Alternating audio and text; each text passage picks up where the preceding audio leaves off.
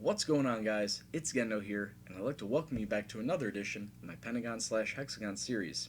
And this past season is now done. It is long dead, and we're actually about to start the transfer window to the next season. It is the 20th of June, 2026, and I'd like to take this video as more of a last season review and to see what we did and where we are going to be going forward. Now, as you can see on the league table, we did finish in 5th place, 68 points out of 38 matches, well off of any Champions League football, as Atletico Madrid took 4th place, 10 points above us. Athletic Bilbao are going to be in the Champions League, Barcelona, and then Real Madrid winning the league, so they're an automatic. Obviously, we're going to be in Europa League then, so are Sevilla and Getafe. Rayo are going to be in the Europa League due to Fair Play Award, and Villarreal are going to be in the Champions League due to winning Copa del Rey. The 3 teams that are going to be relegated, Granada, Valladolid, and Deportivo La Coruña. And the 3 that are going to be replacing them will be Malaga, Cordoba, and Celta Vigo. 3 teams that have been in La Liga previously for several years. And since they're going to be freshly promoted sides, hopefully we can pick up easy points on them. But yeah, that's the situation with the league. We did pick up £9 million for our placement, so that's always good, getting money, get us out of the red, or at least a little closer out of the red. But as you can see, our financial situation, not all that great. We are still £33.5 million in the red, and I need to start offloading players, it seems like. Before we get into who we're going to offload, let's take a look at some of these stats. And I don't know why this went away, but we'll get assists in there. As far as overall goal tally, Victor, of course, being the main goal scorer for the squad.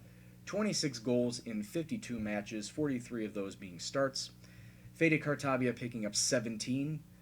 Julian Gonzalez picking up 13 as a center back, though he was majority our main penalty taker, since he was the best penalty taker in terms of stats.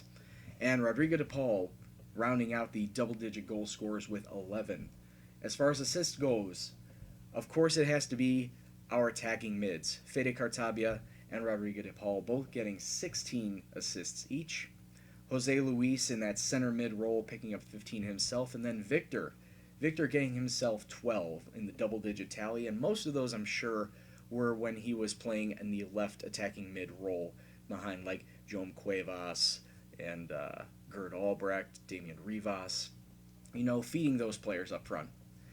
And then in terms of average rating, of course, it is Victor with a 7.28, Fede Cartabia in second with a 7.27, and then Rodrigo de Paul. Everybody that was up front.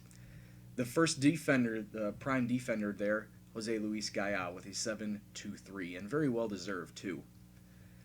Players that have been on the short end of the stick, Alvaro Vadillo with a 6.63, Wilfred Koptoum with a 6.78, and the Loni Halilovic with a 6.81. As much as, I turned his career around, I'm not thinking I'm going to re-sign him back. I mean, as you can see, he was just playing absolute shite in Man City. Did fairly decent at Barcelona. Like I said, I tried to revive his career with us. But in 15 appearances, he's only had 4 assists.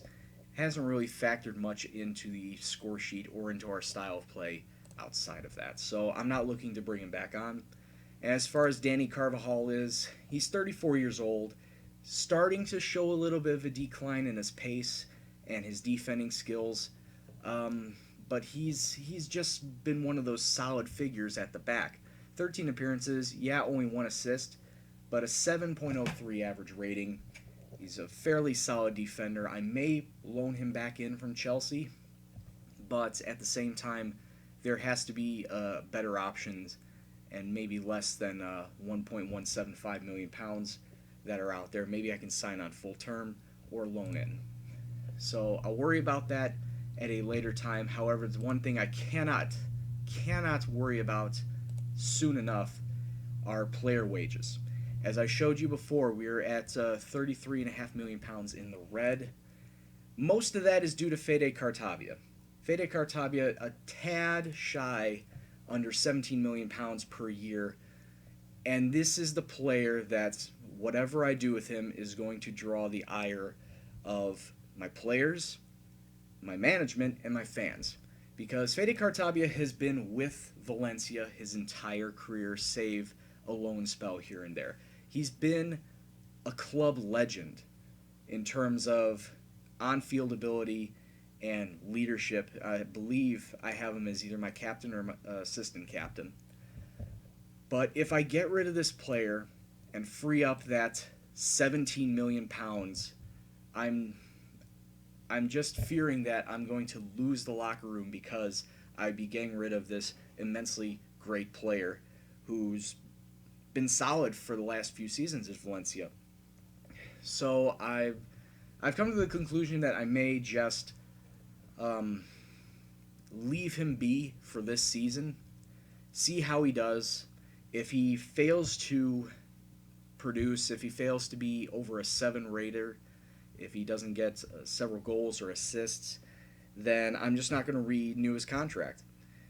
And I also fear if I do try to renew his contract and attempt to give him a pay cut, he'll just be angry and demand a move.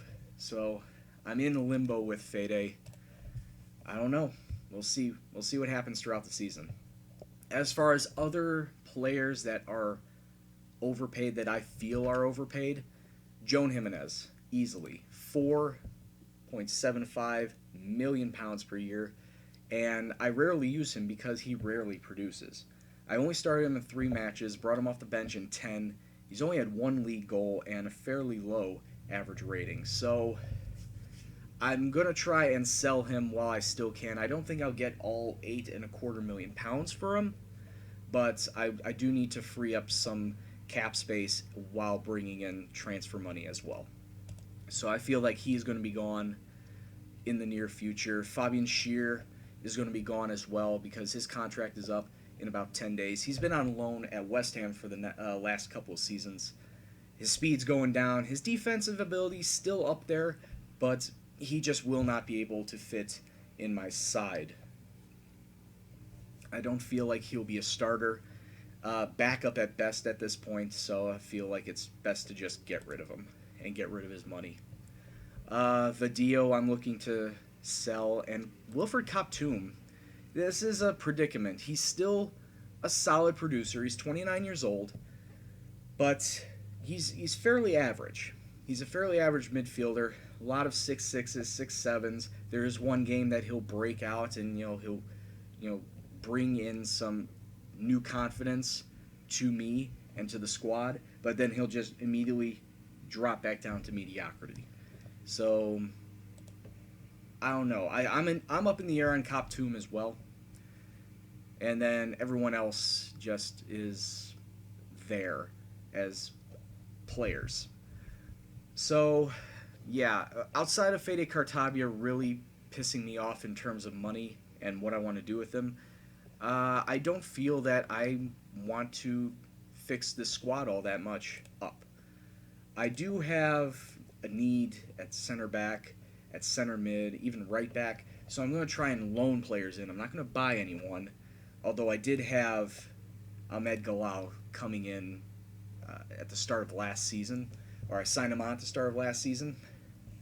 I believe I showed the stats and talked about him a little bit, but yeah, I'm going to be bringing him in for about 850,000 pounds per year.